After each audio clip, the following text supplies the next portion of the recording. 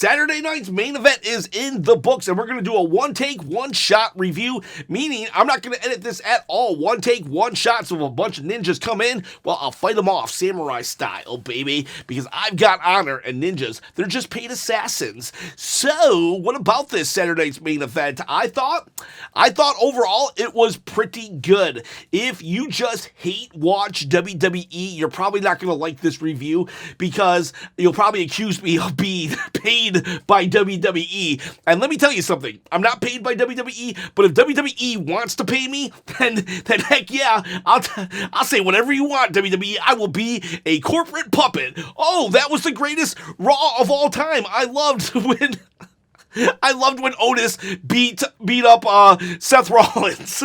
I'll say whatever you want me to, WWE. So feel free to pay me, and I will be your corporate puppet. But until then, I'm going to voice my actual opinions. And I thought this was a decent Saturday night's main event. Now, I'm not gonna lie, there was definitely two matches where I would have booked it differently.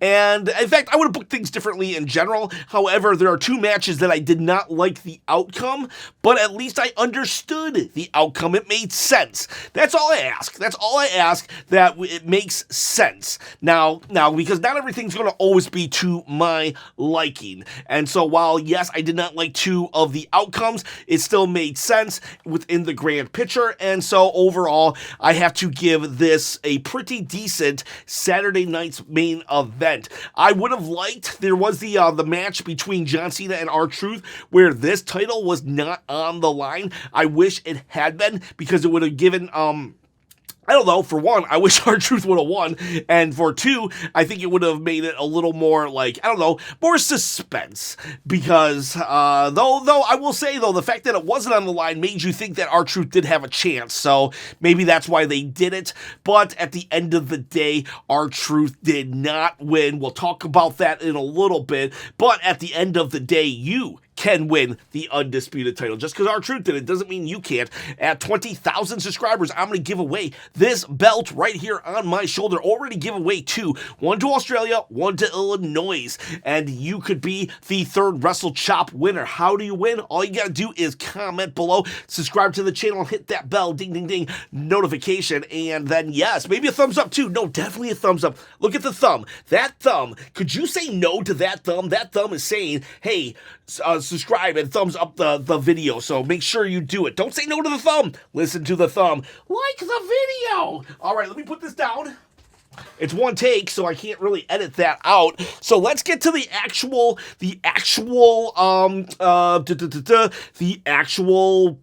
Saturday night main event. We start off with Burn It Down. Seth Rollins and Braun Breaker and Paul Heyman, they come down. I love Saturday night's main event because it feels like it's just so crowded. I love the old school guard railing, metal guard railing. It feels like everybody's on top of each other. They just packed it in. It feels like a fire hazard, and I love that. So then we have Sami Zayn comes out, CM Punk comes out, and we are off to the races. This is a very good Raw main event. It wasn't crazy awesome. It wasn't crazy amazing until the end. And I gotta say, I even missed the really good thing at the end. We'll talk about that in 1 second, though. CM Punk does a code red. CM Punk does a plancha over the ropes onto the floor. So CM Punk is pulling out some bigger moves that he doesn't normally do, which was nice to see. But then towards the end, as the match just, it was back and forth. It was okay. Nothing wrong, nothing right. Just a good, solid match, like I said, could be a Raw main event. But then we have this angle where Bronson Reed comes out of the crowd and just completely just plows over CM Punk into the barricade, and it's like, oh my god, Bronson Reed has joined, and Sami Zayn's like, what's going on? He's looking, turns around, and boom, hit by Braun Breaker, broken in half, 1, 2, 3. We now have the winners. The winners, Seth Rollins, Braun Breaker, and then Bronson Reed gets in the ring, and it looks like Braun Breaker doesn't know that the alignment has happened, because it's like, are they about to fight? And then Seth Rollins, he comes up to him and hugs him.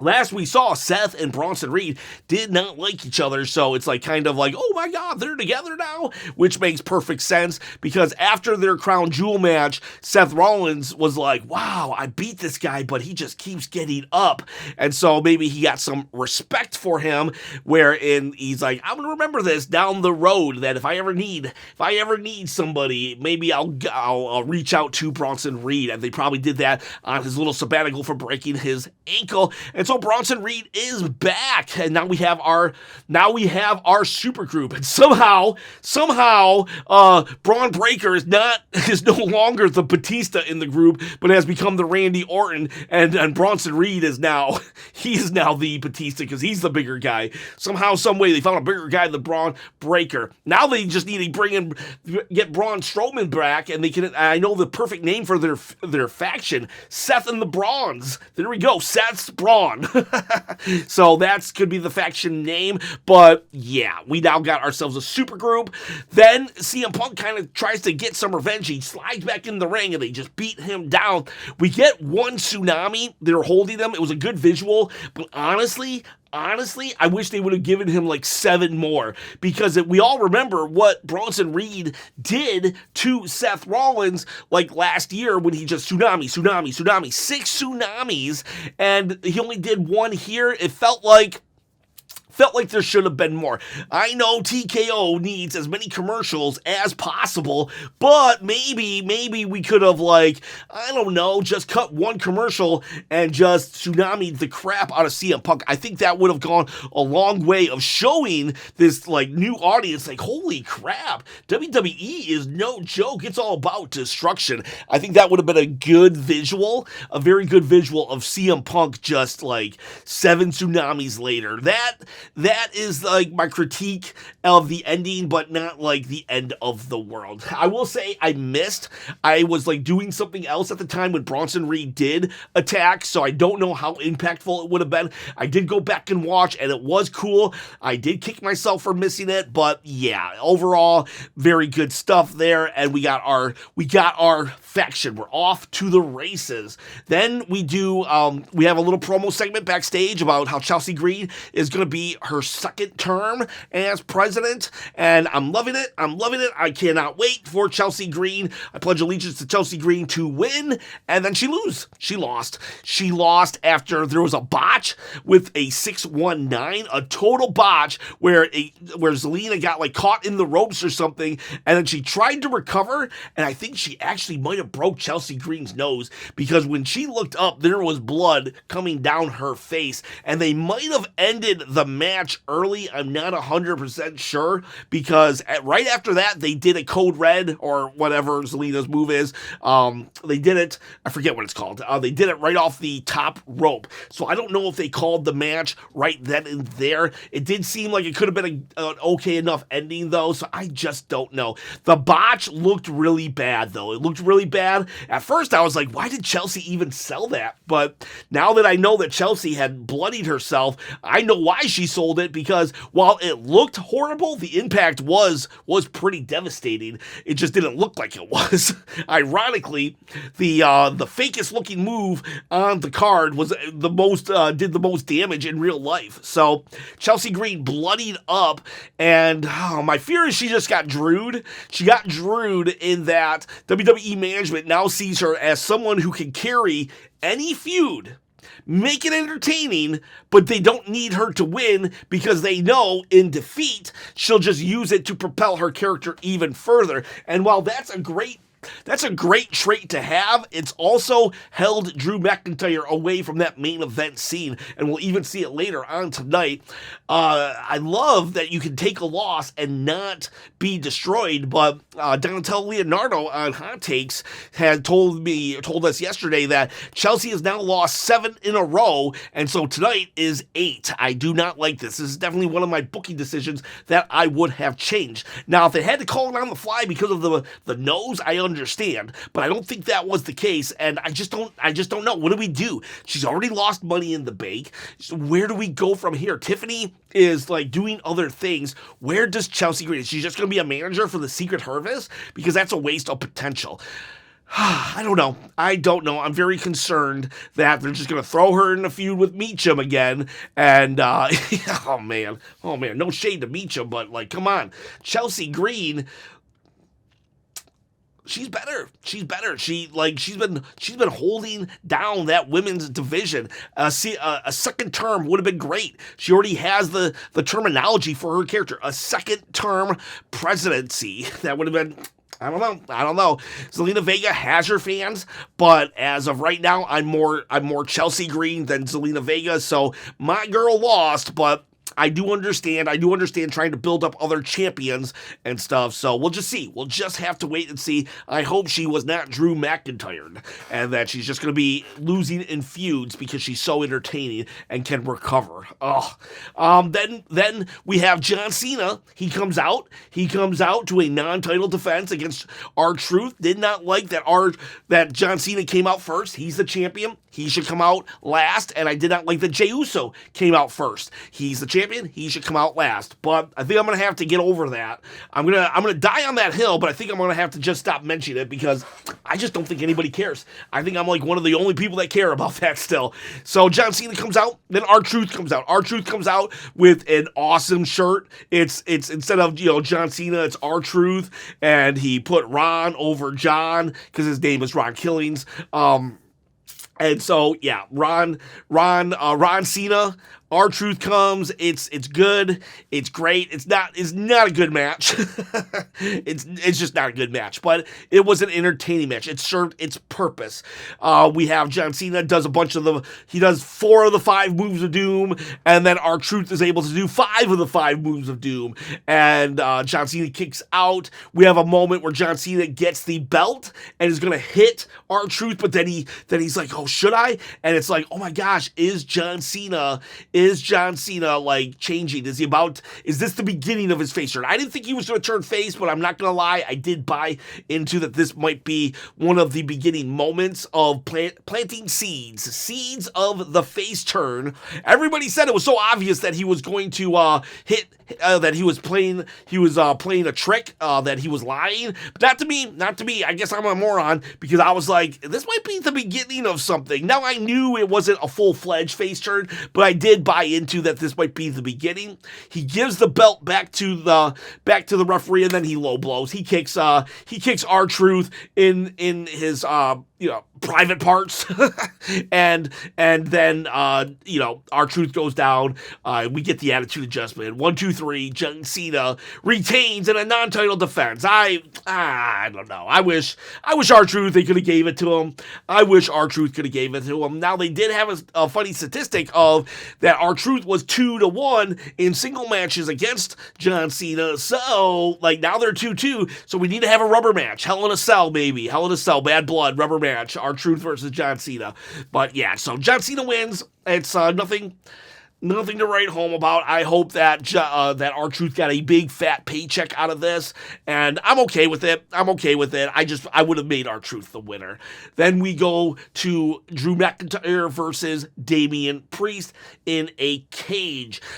Jesse Ventura is your guest commentator, and he was so funny. Jesse Ventura is just so funny. I wish they would hire this guy full time. I love a heel commentator, a color commentator, while you have a face play-by-play guy. And then there was Pat McAfee too.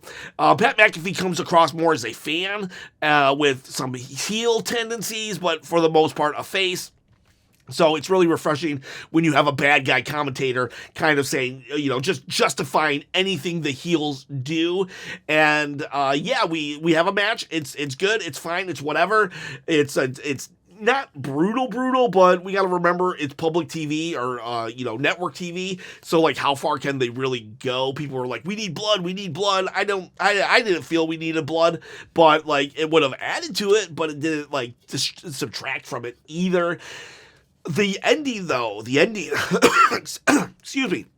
he does a concerto on Drew McIntyre, which they did a callback to what he did to his mentor, Edge. I was really surprised they did that because they'd like to rewrite history when it comes to Drew McIntyre, Dominic Mysterio, and Rhea Ripley. And they actually called out the fact that Damian Priest did a concerto on Edge. So I did appreciate that. And then Damian Priest, he walks out, he looks back, and then he just wins. That was surprising to me. I did think that Damian Priest was going to win, but I thought it was going to be in a way of shenanigans where maybe Drew McIntyre like Claymore'd him out of the cage, like the cage broke or something, but no. Just a flat-out win. This is another one that I don't agree with. I think Drew McIntyre needs to be moving on up to the east side. Finally get a piece of that pie. That's what I want for Drew McIntyre. I want him to move on up to that east side. But no, Drew puts over Damian Priest. Now, they are 1-1 now, WrestleMania and Saturday Night's Main Event, so they can also do maybe a last man standing match.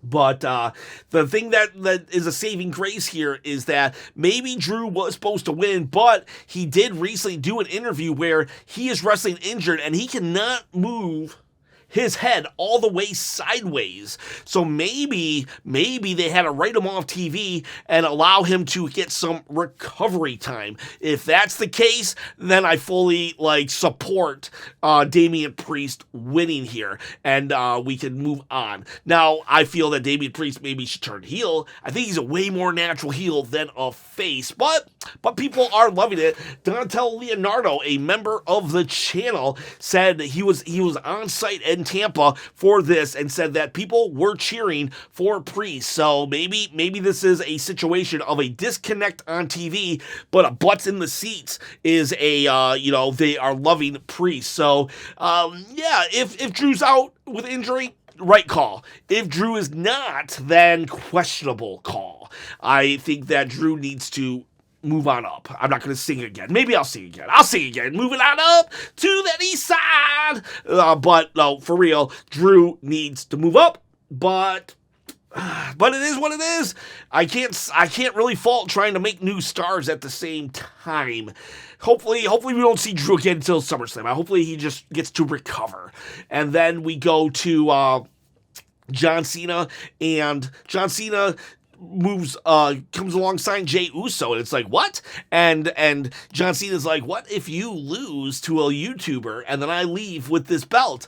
That would ruin wrestling. I thought they forgot all about the ruin wrestling storyline, but apparently they didn't. And he's like, that's a lot of pressure, Jey. Good luck. So now Jey is feuding with Seth Rollins, Logan Paul, Gunther, and John Cena. It's like, okay.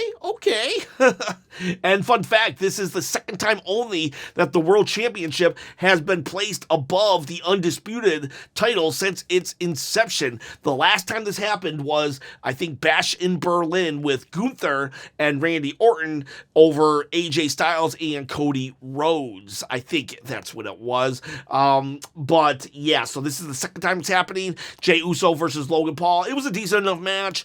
I was kind of distracted. It didn't engage me to the point that I had to see it, but I was watching and it was okay enough. There was, a moment where Jey hits the exposed turnbuckle. There was never a point when I thought Jey was going to actually lose until referee is pulled out. It's John Cena. I thought they were just teasing it, but they're full-fledged going in it. John Cena starts beating up Jey Uso, and then it's like, how did this referee get so knocked out by just being pulled out? That should have literally been he gets pulled out, he stands up and says, John, don't do that. But nope, he's out cold. And then, so we're beating up Jey Uso, and Logan Paul's kind of what's going on here? Not stopping John, but still not being aware of knowing why John is doing what John is doing. And then we get Cody Rhodes. He runs out. He runs out to his music. We don't stop for the whoa. It's tracksuit, not three-piece suit Cody. And he stops John Cena from winning. And then we have Jey Uso. He pins Logan Paul. 1, 2, 3. The referee miraculously wakes up.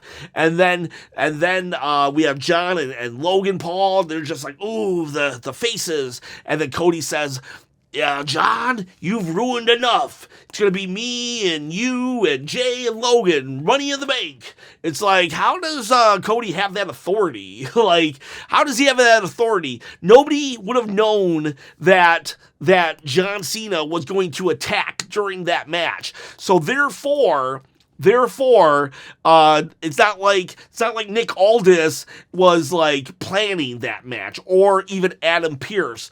Plus, you would have had to have both GMs agree on that, because Cody is a Smackdown guy and Jey is a Raw guy. So you would have had to have both GMs say, hey, let's have this match happen.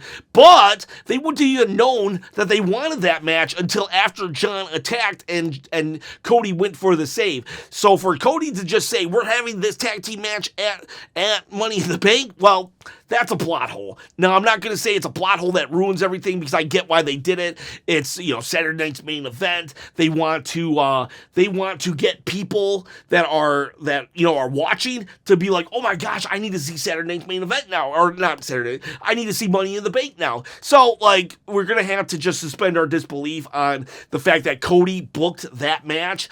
That's going to just have to be a glaring plot hole. But other than that, it made sense in the fact that we're trying to get these new viewers from NBC now to become new viewers of WWE as a whole and watch Money in the Bank, because they're like, oh my god, I gotta see how this goes. So yeah, Cody's back.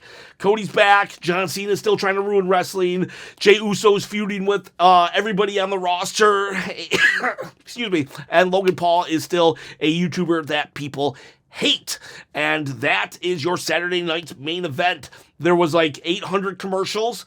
Definitely 800. Way too many commercials. I don't know if there were so many because it was NBC, or if Big Daddy TKO is like, you know what we need? Another commercial. That's good stuff, pal. And yeah, so I had 3 yawns. The yawn-o-meter only had 3. I gotta say that I really enjoyed this Saturday night's main event. I really did. There was some good momentum, and I don't think it was a perfect show, but I'm going to give it 8. I'm going to give it 8 chops. 1, 2, 3, 4, 5, 6, 7, 8 chops. I enjoyed myself. I know I'm just either a robot or a paid stooge of WWE, because how dare I like the product.